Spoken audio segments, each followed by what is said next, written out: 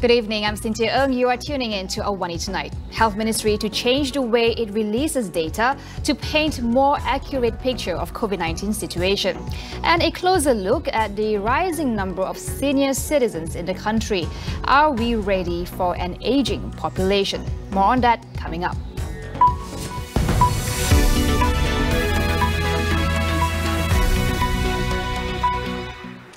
Starting tomorrow, the Health Ministry will no longer announce the number of daily COVID-19 cases the same day they are tabulated. Instead, they will be announced together with other related data at 10 a.m. the next day to capture a more accurate picture of the COVID-19 situation in the country. Ini adalah supaya kita dapat baca data kes harian bersama dengan data-data lain seperti kemasukan ke hospital dan sebagainya, untuk kita mengurangkan fear factor kes harian setiap hari.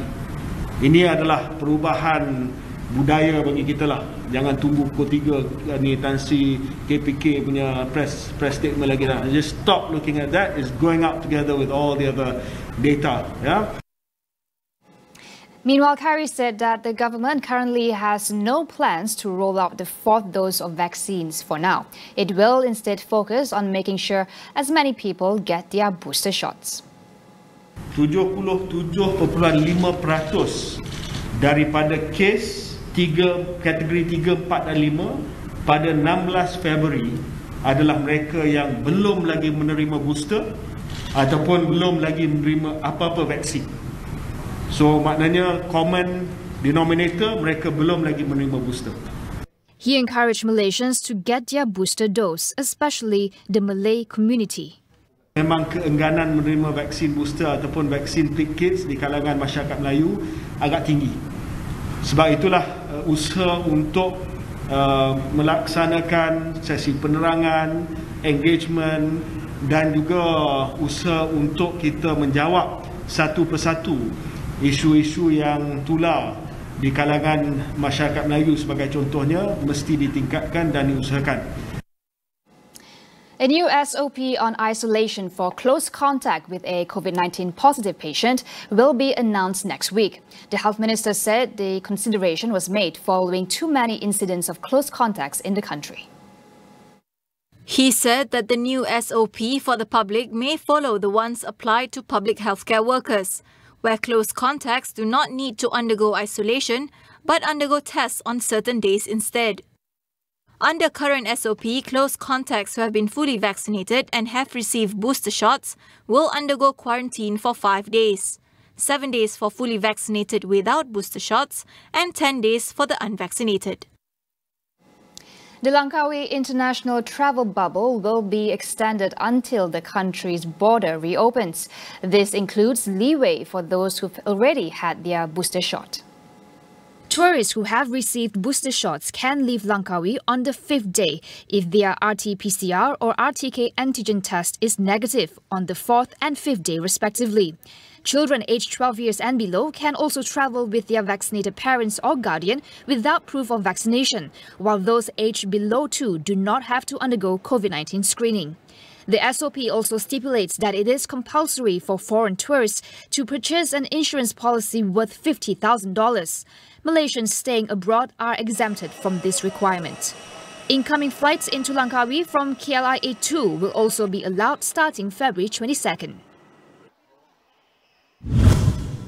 Singapore President Halimah Yacob suspended the execution of Malaysian Pausi Jefridin and Singaporean Roslan Bakar. The two men were supposed to be executed on Wednesday, but it was postponed after a last-ditch attempt by their lawyers to put a halt to the death sentence. In a Facebook post today, lawyer M. Ravi revealed letters from the Republic's prison service informing the family of the two men that Halimah had ordered a respite of their execution. Pausi and Roslan's execution have sparked criticism from rights groups because of their reported disabilities. The United Nations also urged Singapore to halt the executions and end its use of the death penalty altogether. Pausi and Roslan were convicted of drug trafficking in 2010. They failed in an appeal in 2017 to commute their death sentence to life imprisonment, despite lawyers citing medical reports on their intellectual capabilities. Muda will use its own logo for its debut in the upcoming Johor election.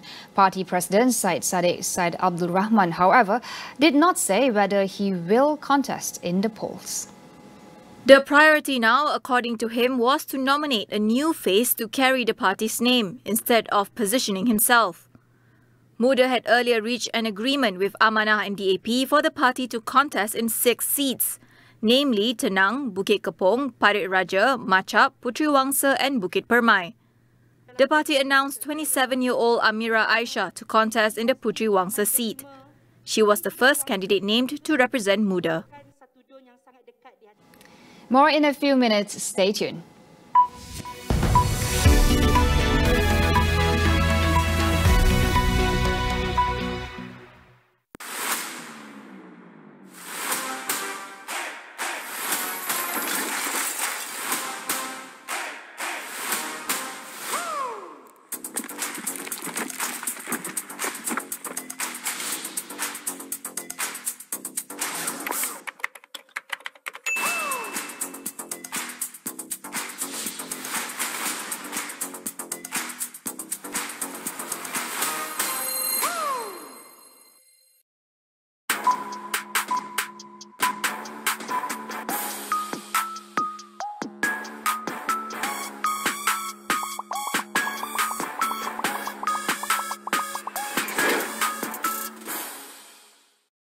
Asrama Mahat Tahfiz Jawaban. Bila sentuh soal berita, tiada masa untuk tunggu.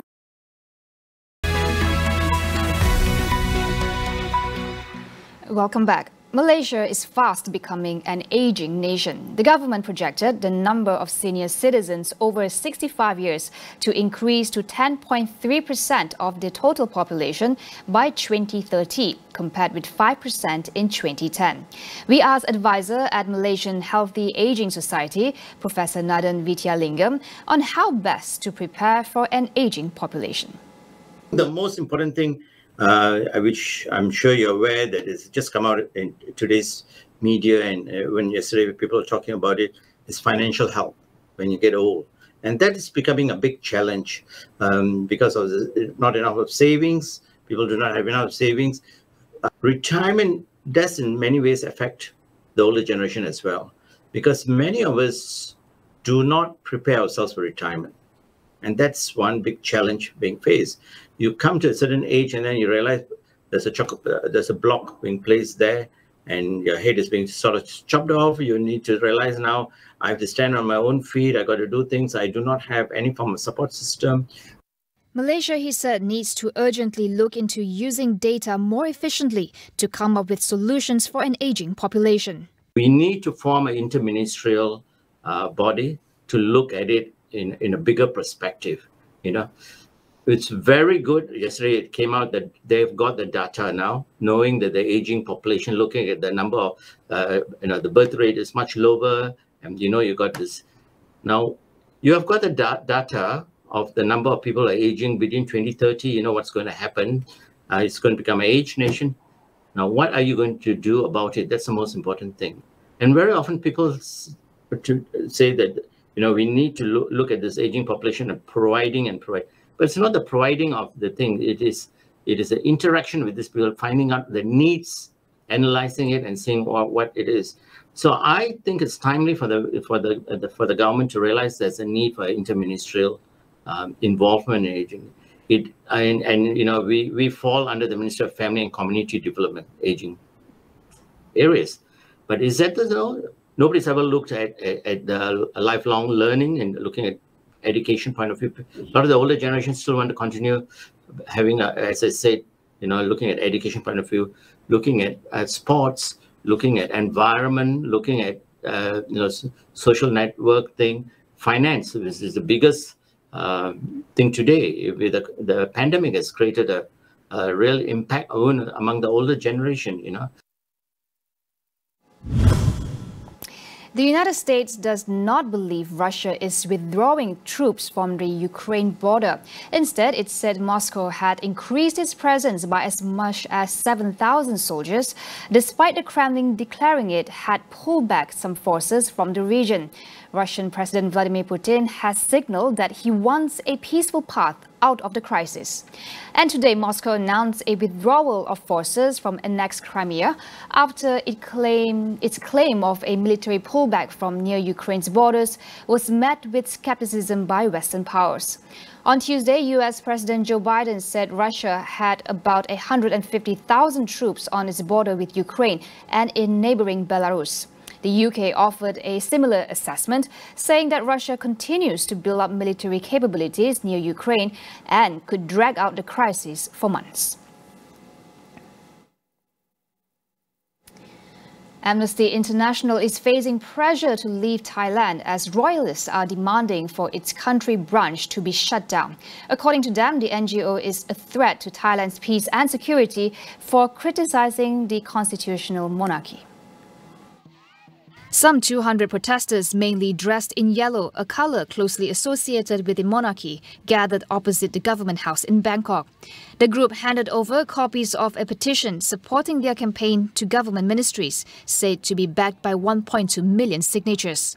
Amnesty International has come under increased pressure in Thailand, where ultra-royalists accused it of threatening national security and interfering in the country's internal affairs, after it criticized legal cases filed against protesters demanding reforms to the monarchy.